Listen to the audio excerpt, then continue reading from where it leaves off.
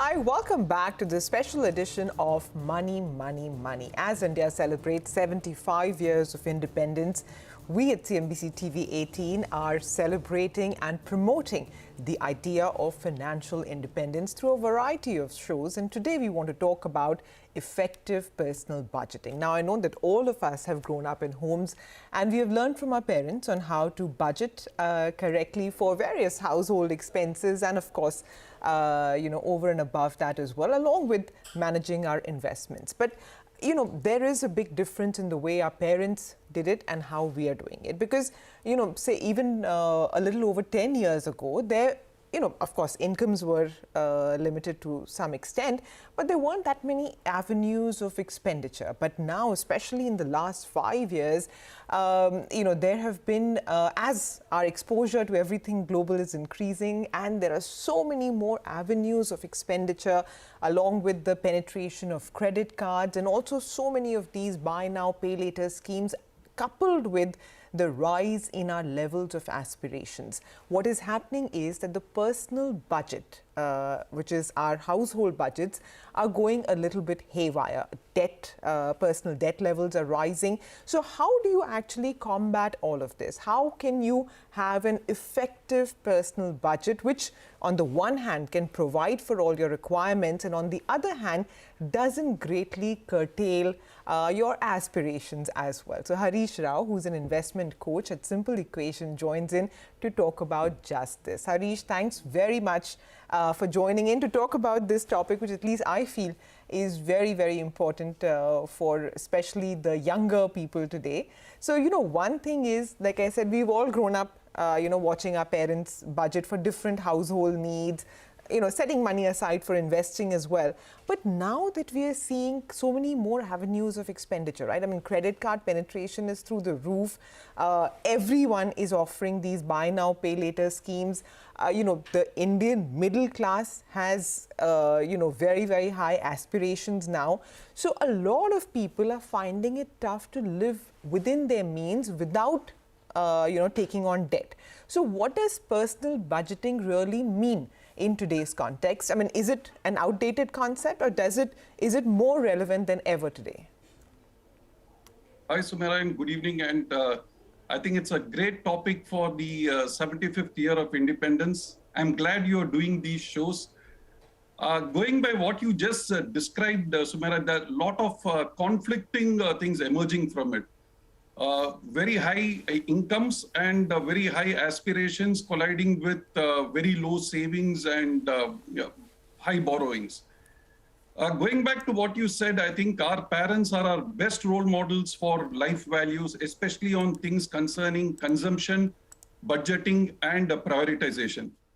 If someone has parents who are extremely emotionally balanced and disciplined, they are indeed very, very fortunate. See, unlike, say, the natural world where, an animal looks at its parents and for sake of survival quickly adapts to whatever the parent is doing, it's a slow burn for the humans. Okay, we observe our parents over many years through many situations and then learn life lessons. So parents have to be extremely conscious on what life lessons they are actually giving to their children.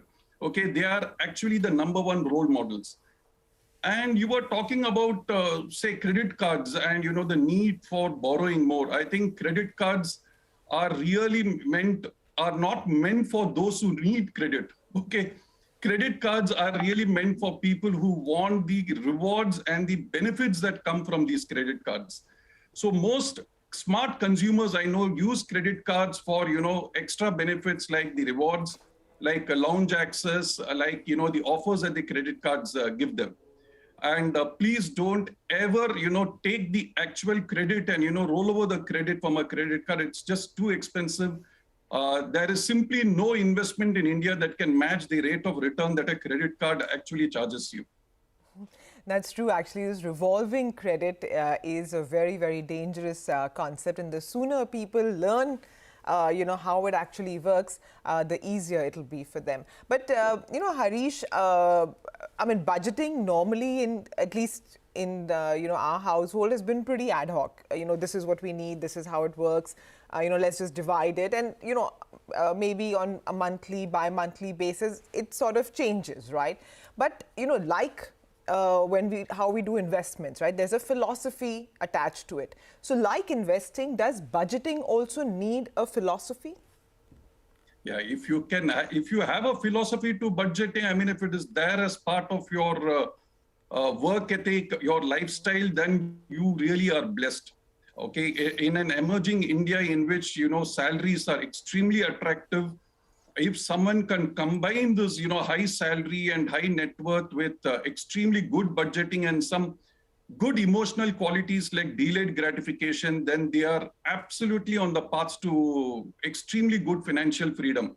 High salaries, high savings, good investment policy, and tight budgeting, I think will result in very high chance of financial freedom at a very early age. Those who embark on this, at the beginning of their career will really appreciate it, say when they are 35, 40, 45 years old. And they find that, their ability to delay gratification, to, curtail consumption, to live by, a certain set of guidelines and rules will really help them a lot. So the philosophy is really, you actually spend much, much less than what you earn. You have a sound investment philosophy. If you go through a financial planner, the financial planner will expect, you to adhere to a financial planning statement. He will expect you to have certain goals on savings, certain goals on investments, and on either a yearly review or a half-yearly review, any shortfall or any deviation from such plans will be highlighted. So if you think that you don't have a budgeting philosophy, please do implement a financial plan. When you go through a financial planner or an investment advisor, the process itself will, sort of demand that you have a budgeting philosophy. Okay, that's true. Actually, in fact, this teaching our children the concept of delayed gratification, I think, is one of the greatest gifts that we can give them. But let's get to the practical aspects, Harish. What are the constituents, or rather, what should be the constituents of a personal household budget, and how would a person get started? Yeah, I think if you divide it into 4 or 5 buckets, so one would be the essentials like food and groceries. The other would be rent. Rent would possibly be one of the biggest constituents of a budget if you're in a rented house in a metro city. And then you would have children's education, and then you would have utilities and stuff like that. Then you would have probably personal transportation and stuff like that. And lastly, all the discretionary items. So discretionary would be your entertainment, your holidaying, your restaurants, and your clothes, etc., would be discretionary. So obviously the discretionary part is the least important of the budget, of the household budget. But the first part is a priority. I mean, the other 4 or 5 things which I had highlighted is a priority. You can't skimp on, food, on children's education, on the rent, on utilities, etc. So the discretionary part is where you possibly, do the final management to, manage your budget. Yeah, I know, in theory, discretionary comes last, but I think it occupies the most mind space for all of us, and which is why it becomes essential, like you said, to create that priority list. So how do you, budget for this priority list, and what is ideally, I mean, how much buffer should be there besides, the money which has gone into all of these pockets? Sumera, more the buffer, the better. Okay. We have seen in the last 2 years how we are living in an extremely volatile and uncertain world. More the buffer, the better. In terms of, if you want me to give a number on savings, it should be a minimum of 20%. Though many of my friends in their discussions, many of the investment advisors I meet say that, Indians can save as much as, say, 50%. In a double income, high earning household, there could be 50%, 60% savings also. It may sound absurd, but I know of champions who have actually done this. Coming back to your issue of consumption vis-a-vis savings, I mean, you just have to go through media. There are more advertisements for consumption than advertisements for savings or investments. Okay. And coupled with social media and the Instagram generation, it is actually quite tough for a millennial to be, quite ascetic in his thinking or in her thinking that, she could delay gratification forever and then, adopt a very, very moderate lifestyle when most of her peers or many of the people in her peer group are, spending well and, living well and, having this YOLO philosophy. So if you're going to have the YOLO philosophy, then my best wishes. Well said, Harish. Okay, we're going to take a very quick break, but we're going to continue this chat on effective personal budgeting. More tips and hacks lined up next. Stay tuned.